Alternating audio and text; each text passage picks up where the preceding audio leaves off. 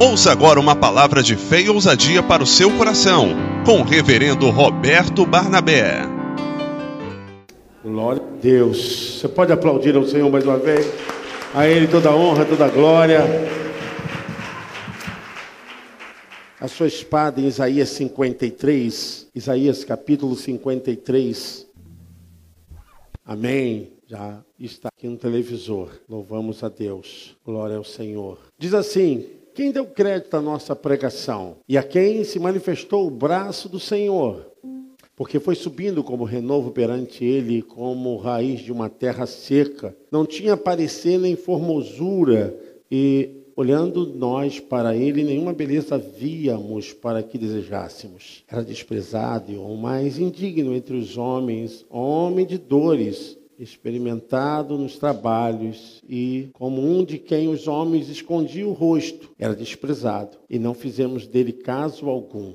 Verdadeiramente ele tomou sobre si as nossas enfermidades e as nossas dores levou sobre si, e nós o reputamos por aflito, ferido de Deus e oprimido. Mas ele foi ferido pelas nossas transgressões e moído pelas nossas iniquidades. O castigo que nos traz a paz estava sobre ele, e pelas suas pisaduras fomos sarados. Todos nós andamos desgarrados como ovelhas, cada um se desviava pelo seu caminho, mas o Senhor fez cair sobre ele a iniquidade de nós todos. Ele foi oprimido, mas não abriu a boca, como um cordeiro foi levado ao matadouro, e como ovelha muda perante os seus tosqueadores, ele não abriu a boca. Da opressão e do juízo foi tirado. E quem contará o tempo da sua vida? Porquanto foi cortado da terra dos viventes, e pela transgressão do meu povo foi ele atingido. E puseram a sua sepultura com os ímpios e com o rico na sua morte, porquanto nunca fez injustiça, nem houve engano na sua boca. Todavia ao Senhor agradou moê-lo, fazendo-o enfermar, quando a sua alma se puser por expiação do pecado.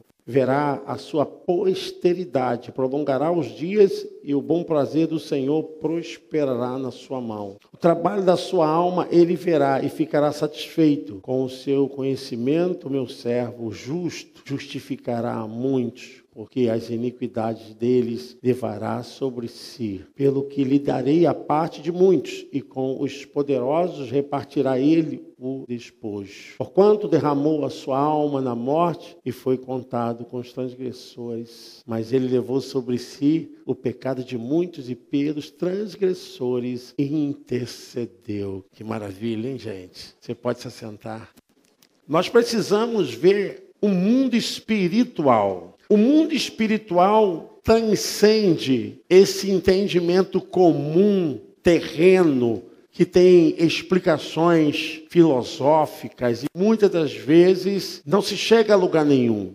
O mundo espiritual te eleva, te conduz a um entendimento sobrenatural. Quem busca as coisas de Deus, busca conhecimento de uma máxima acima dessa vida terrena. Algo que fala de uma esperança que está acima de toda a esperança aqui dessa vida. É algo que nos leva a ter confiança, certeza daquilo que o mundo físico, terreno, epistemológico, de toda a condição do conhecimento humano não pode dar. Quando nós falamos a respeito das coisas espirituais, estamos falando pela fé. Pela fé. E confiamos na palavra de Deus pela fé. Porque não existe elementos aqui impregnados para sabermos o que é exato e o que não é exato. O que nos faz confiar, o que nos faz tomar posse de tudo isso é a nossa fé, é a nossa crença, é a nossa predisposição de saber que esse livro revela as coisas eternas, acima dos limites da condução humana, dos pensamentos humanistas. Nós estamos pensando os pensamentos de Deus, amém? Diga comigo, a igreja pensa os pensamentos do Eterno. Amém? Você pode aplaudir o Senhor. Oh, glória! Glória a Deus! Isaías é um profeta pré-exílico. Significa que ele teve previsões antes do povo ser levado ao cativeiro. E é um profeta que tem um processo muito interessante de santificação e de aproximação com Deus. E não só a sua experiência ministerial como profeta, como alguém especial da corte do reino de Judá, mas também ele é especial de Deus. Isso que é o mais importante. Sermos especiais de Deus. Irmãos, volto a dizer mais uma vez, igreja não salva, pastor não salva, denominação não salva, teologia não salva. O que salva é você se converter. Crer que essa palavra é poderosa. Nós precisamos muito desse encontro. Precisamos desse lugar. Sabe por quê? Porque aqui compartilhamos comunhão, unidade, compartilhamos testemunhos, compartilhamos o amor de Deus, edificação, porque através dos louvores, através da mensagem, do testemunho, você é edificado. Você então tem mais aproximação com Deus. Mas o que te salva é o que está lá em Romanos, capítulo de número 10, o verso é o de número 9, que diz que com tua boca você confessar e com o teu coração você crer, a saber se com tua boca confessares ao Senhor Jesus e com o teu coração creres que Deus o ressuscitou dos mortos. O que está escrito, igreja? É isso. A salvação não é religião. A salvação não é paradigmas. A salvação não são critérios ritualísticos. A salvação, ela nos conduz para Deus, mas ela tem compromisso com as coisas que têm o nome de Deus aqui na terra. Por isso nós estamos aqui. Sabe por quê? Porque a salvação nos leva a uma responsabilização do reino de Deus. Porque o reino de Deus não pode ser contraído de qualquer maneira. É ordeiro. Isaías é um homem especial de Deus, porque ele teve um encontro com Deus. E quem tem um encontro com Deus, irmãos, nunca mais será o mesmo. Nunca mais. Os prazeres dessa vida, as delícias do pecado que as pessoas sentem na vida do salvo, isso não chega. Isso não dá prazer. Isaías é um profeta que tem um profetismo tremendo, dizer, olha só, o Salvador, ele virá e a sua vida entregará e nos dará a vitória. Porquanto antes era entregue um cordeiro para o pecado do povo. Todo ano chamava-se de expiação nacional. Quando o sangue daquele cordeiro imaculado, sem defeito, sem qualquer erro, esse sangue que era sacrificado, o animal lá no altar do sacrifício, era colocado na câmara interior do tabernáculo. Esse sangue era jogado na tampa do propiciatório. Aqui, era jogado aqui, ó, na Arca da Aliança. E aqui surgiu uma luz chamada luz ametista. É a luz que os teólogos usam nos seus anéis. Ametista é azulada. Era a presença de Deus. E essa glória do Senhor transpassava o tabernáculo. De longe se via aquele facho de glória maravilhoso. Mas o que acontecia? Aquele sacrifício era realizado por expiação nacional uma vez por ano. Isso era especial demais para o povo, mas era um cordeiro. E Deus decidiu, então, fazer um sacrifício eterno na vida do seu próprio Filho, Jesus Cristo. Não mais um cordeiro, mas o unigênito Filho de Deus. Se corporificou, se tornou um como nós. E para quebrar esse sacrifício que era anual pelo pecado nacional, ele se colocou como eterno. E a sua oferta foi eterna.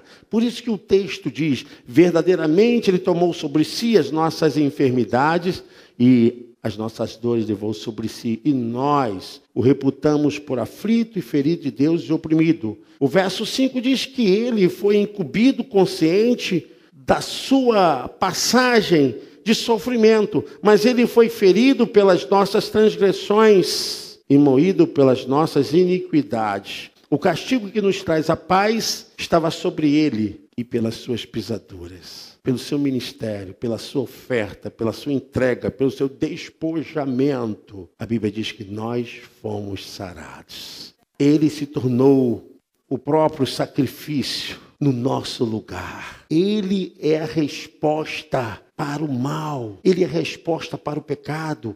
Ele é a resposta para as ações malignas nos corações, conduzindo as mentes para atitudes depravadas, inconsequentes, rebeldes. Ele é a resposta para esse mundo faminto, a alma aflita, esse mundo perturbado, convulsionado por tantas loucuras e por tantas ambições e por tantas buscas e o vazio profundo se instalando no ser humano. Ele é a resposta para esse vazio. A Bíblia diz, ele foi oprimido, mas não abriu a boca. Como um cordeiro foi levado ao matador e como uma ovelha muda perante os seus tosquiadores. Ele não abriu a boca, mas ele tudo fez para que nós tivéssemos a bênção da salvação, da vitória.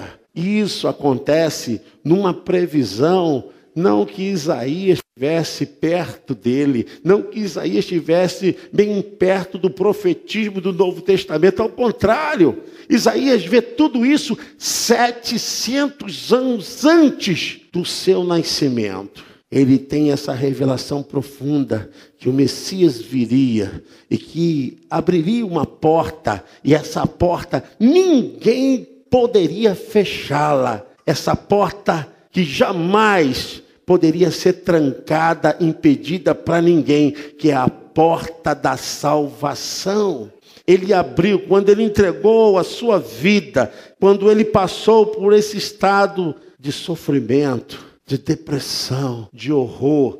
O texto diz bem claro que ninguém creu na pregação dele. E foi verdade. A maioria não creram. E a quem se manifestou o braço do Senhor, porque foi subindo como renovo perante ele, como raiz de uma terra seca. Não tinha parecer nem formosura. O texto, versículo 2 diz, e olhando nós para ele, nenhuma beleza víamos para que o desejássemos. Houve um momento na história que os rostos viraram contra a cruz. Porque o horror do pecado, o horror da maldição, o horror da destruição, da malignidade, a Bíblia diz que ele tomou sobre si, Jesus. Esse horror estaria na humanidade. E esse horror ele tomou sobre si. A Bíblia diz que nessa hora, o texto diz, olhando para ele, a deformidade física, a humilhação moral, a depreciação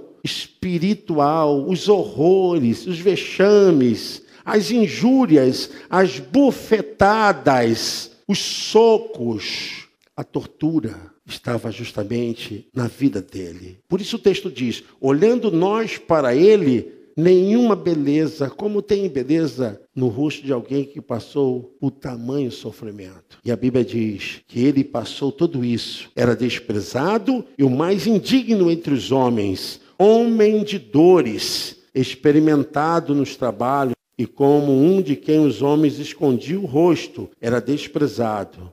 E não fizemos dele caso algum. É a profecia que acontece quando os soldados querem repartir quem ficaria com a sua túnica, porque valeria algum valor econômico interessante. E disputaram, olha, quem vai ficar com a sua túnica? Todo mundo estava pensando em ganhar naquela hora. As pessoas estavam tentando tirar vantagem naquela hora de horror. Os soldados brigando, olha, não, vamos tirar sorte. O texto lá em Mateus capítulo 27 fala que eles tiraram sorte entre eles para quem ficaria com a túnica. Estavam pensando em ter lucro na desgraça, mas ali estava acontecendo a maior cena que quebraria de uma vez a maldição espiritual sobre as almas, todas as almas. As que haviam nascido e morrido, as que estavam ali presentes e as que ainda iriam nascer. O seu sacrifício é eterno, antes, agora e para sempre. Amém? Você pode aplaudir o Senhor? Seu sacrifício foi eterno. E naquele momento, irmãos, que o sangue dele espirrava, os soldados estavam perguntando: quem vai ficar com a túnica dele? Enquanto acontecia o maior evento para a libertação das almas. Todos estavam debaixo do cativeiro maligno de Satanás. Todos estavam debaixo da condenação eterna. Enquanto o sangue de Jesus caía, eles estavam se limpando e vamos disputar a túnica de Jesus. Será que você entende isso? Esse reino é reino espiritual. Esse reino é reino de coisas acima dos prazeres, das delícias dessa vida, da comodidade, do bem-estar dessa vida terrena. Nós estamos falando de coisas que valem muito mais do que a capa, muito mais do que valores e cifras dessa vida. Estamos falando de vida eterna. Será que somos como aqueles soldados que estamos disputando? Quem vai ter lucro com isso? Quem que vai receber mais por isso? Ou será que o sangue está espirrando agora? Nós estamos sendo salpicados pelo sangue de Jesus agora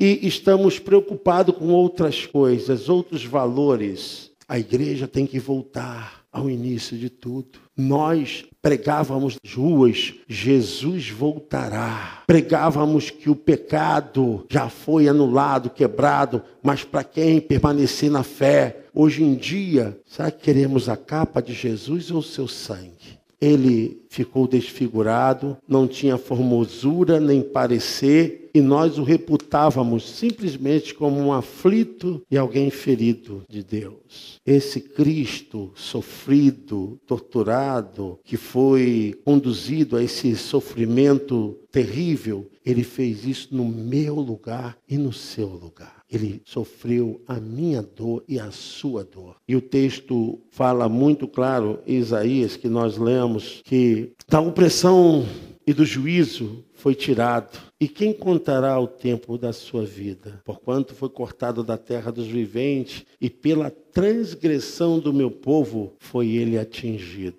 O texto diz que era necessário eles passar por aquilo. O verso de número 10 diz: todavia ao Senhor agradou moê-lo, fazendo enfermar, porquanto a sua alma se puser por expiação do pecado. A Bíblia diz: verá a sua posteridade. Nós somos essa posteridade. Nós estamos aqui porque um dia a semente que caiu aqui nessa terra, ela tem germinado e nunca mais parou e nem parará, para que as almas saiam das mãos do inimigo.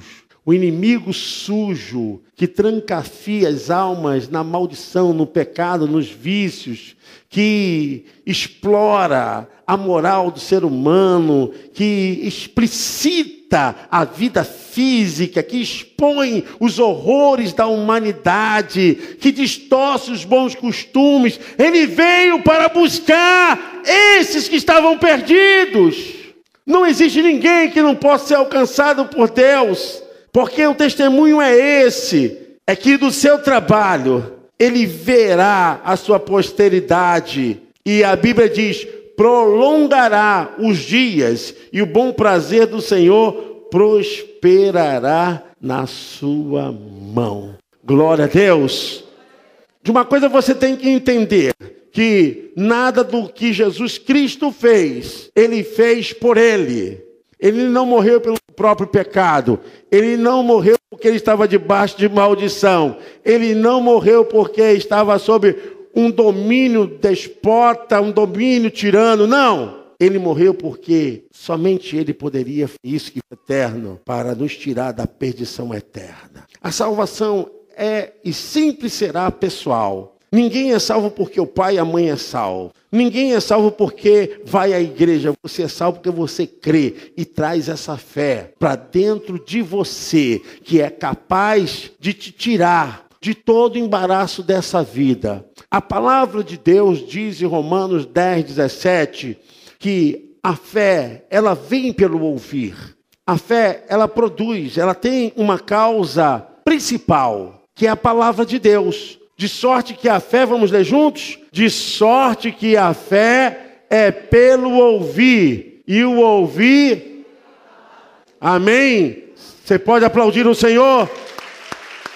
É a palavra de Deus que vai te içando, que vai trabalhando a sua vida espiritual. Porque, irmãos, as coisas espirituais só são entendidas pelo espírito humano. O espírito humano conecta com o Espírito de Deus. E através do Espírito de Deus, nada nessa vida pode nos conduzir a uma comunicação de Deus, se não for através do nosso espírito com o Espírito de Deus. Romanos 8,16 confessa uma coisa que nós temos que observar sempre, essa preocupação. O que é que diz aí? O mesmo Espírito, amém? É interessante que a pessoa pode deixar o tempo passar, pode achar que isso é coisa de só menos, mas um dia você vai prestar contas da sua alma, como eu também prestarei contas da minha alma. Ninguém vai escapar disso. Nessa vida ou fora dessa vida, todos nós estaremos diante de Deus. E não tem, irmãos, como fugir, não tem como escapar. Nós cremos que através dessa palavra,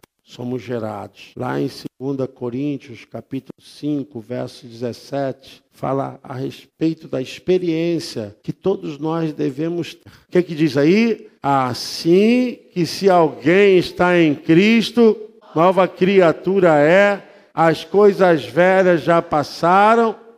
É a experiência que todas as pessoas têm em suas vidas. É o nascer de novo. É ser justificado por Deus. É a primeira obra da graça na vida daquele que quer servir e amar a Deus. Saber que Cristo fez tudo isso para transformá-lo. Transformá-lo.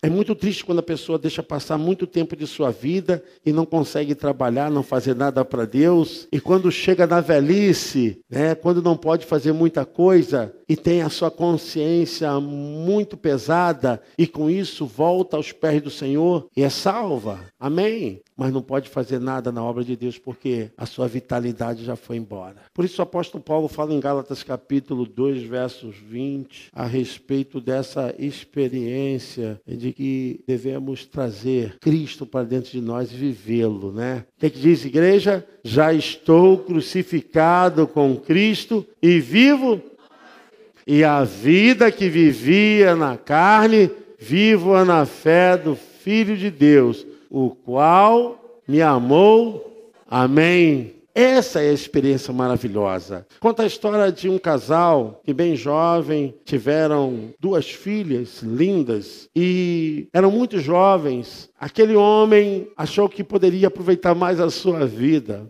Então abandonou a esposa com 2 meninas, 2 crianças. E foi viver, foi se aventurar. E aquela mãe, ela se entregou, se empenhou para cuidar das suas filhas. E lutou, trabalhou, até que conseguiu formar suas filhas, casaram suas filhas, e ela entregou toda a sua vida para cuidar das suas filhas. Passados anos, apareceu alguém batendo na porta, e quando aquela senhora viu, era o seu ex-marido. E se aproximando, um homem cansado, doente e não tinha onde ficar. As filhas falaram, mamãe, não aceita-o. Não tem como esse homem ficar aqui. Você foi rejeitada, nós fomos rejeitadas. E ele nunca nos veio ajudar em nada. Deixe-o no meio do caminho, deixe que ele morra. E aquela mulher, cheia de compaixão, falou, ele pode ser tudo isso, mas é o pai de vocês. E muito revoltada, as filhas não aceitavam aquilo. A mulher deixou aquele homem entrar, tratou daquele homem até que ele morresse. Porque ela teve compaixão. É muito triste quando nós temos tempo para oferecer para Deus e somos envolvidos com a coisa dessa vida. É muito triste quando estamos perdendo a oportunidade de reconhecer o que Ele fez no nosso lugar, do que Ele obrou no nosso lugar, o caminho que Ele andou. E às vezes só temos uma busca interesseira, não damos fruto da salvação. A Bíblia diz que Ele, no seu caminho, no seu trabalho, verá a sua posteridade. A posteridade que Ele vai ver não é uma posteridade morta, caída, não é uma posteridade desanimada, desacreditada, não é crente que está aí perambulando pela vida espiritual. A posteridade do Senhor é uma posteridade viva. Amém, igreja? A posteridade do Senhor é uma posteridade viva. Amém? Glória a Deus. Você tem que ser uma bênção para o Senhor. Você tem que ser uma bênção para o reino. Você tem que ser uma bênção, meu irmão, para as coisas espirituais. Ele morreu para isso. Ele tomou o nosso lugar para isso. Ele assumiu aquele lugar para que nós pudéssemos ser a sua posteridade de vida. Não deixe o tempo passar. Não deixe as coisas acabarem. O retrato daquela mulher retrata sempre o coração de Deus. Aquelas duas filhas são sempre as vozes que estão falando aos ouvidos de muitos que não conseguem voltar para o caminho do Senhor. Agora, quando você não tem mais nada para fazer, você vai vir para a igreja, vai se entregar novamente a Jesus Cristo. E aquela mulher, ela representa sempre o coração de Deus. Que um coração contrito, Ele não desprezará. Sabe, eu quero que você medite nisso. Cristo, Ele morreu no seu lugar, no meu lugar. Ele não morreu pelo pecado dele, porque Ele não pecou. Mas Ele fez isso por mim e por você. Eu quero encerrar essa minha palavra na seguinte forma. Não adianta você falar de saudosismo. Ah, porque há 10 anos eu trabalhava assim, há 20 anos eu fazia evangelismo, e hoje o que você faz? Não faz nada. Não obra para Deus, não dá fruto para Deus, não produz nada. Crente que não dá fruto. O fruto da salvação é a própria salvação, igreja. E se você não está produzindo nada, sabe, essa salvação egoísta, essa salvação que tem interesse, mas não é uma salvação que produz frutos dignos diante de Deus pelo que Ele fez, pela sua obra. Quantas pessoas estão precisando de você? Eu estou cansado, irmão, de ver crentes reclamando, crente murmurando, crente se queixando. De quê? Se queixando de quê, meu irmão? Você vai morar onde? Quem é o teu Deus? Quem é o teu Pai? Qual o reino que você está servindo? A não ser que o reino for de Satanás, a não ser que você for para o inferno, se queixe, reclame. Agora reclamar de quê? Você já foi comprado, salvo, liberto. Teu nome está escrito no livro da vida. A Bíblia diz que lá tem pedras preciosas, ruas de ouro, tem coisas maravilhosas que olhos não viram e nem ouvidos ouviram. Reclamar de quê, igreja? Quem somos nós para reclamarmos do Senhor? A salvação foi nos dada de graça. E a Bíblia diz que Ele fez tudo isso para ver a sua posteridade vitoriosa. Amém? Você pode aplaudir o Senhor? Graças a Deus. Aleluia. Fique de pé em nome de Jesus. Em nome de Jesus. Eu sempre digo o seguinte: aonde é o melhor lugar? O melhor lugar é sempre no centro da vontade de Deus. O melhor lugar é onde Deus fala conosco, onde Deus trabalha a nossa interioridade. Meu irmão, eu quero fazer um ato profético aqui. Hoje é Santa Ceia. Hoje é um momento de comunhão da igreja, é um momento de estarmos aqui compartilhando o pão vivo que desceu do céu. O pão vivo significa coisas espirituais, amém? Diga comigo, pão vivo significa coisas espirituais. E eu sei que Deus pode agora distribuir coisas maravilhosas uns com os outros aqui nesse lugar. Tem mistério de Deus aqui nessa casa, amém, irmão? Eu sei que Deus faz isso. E eu gostaria, em nome de Jesus,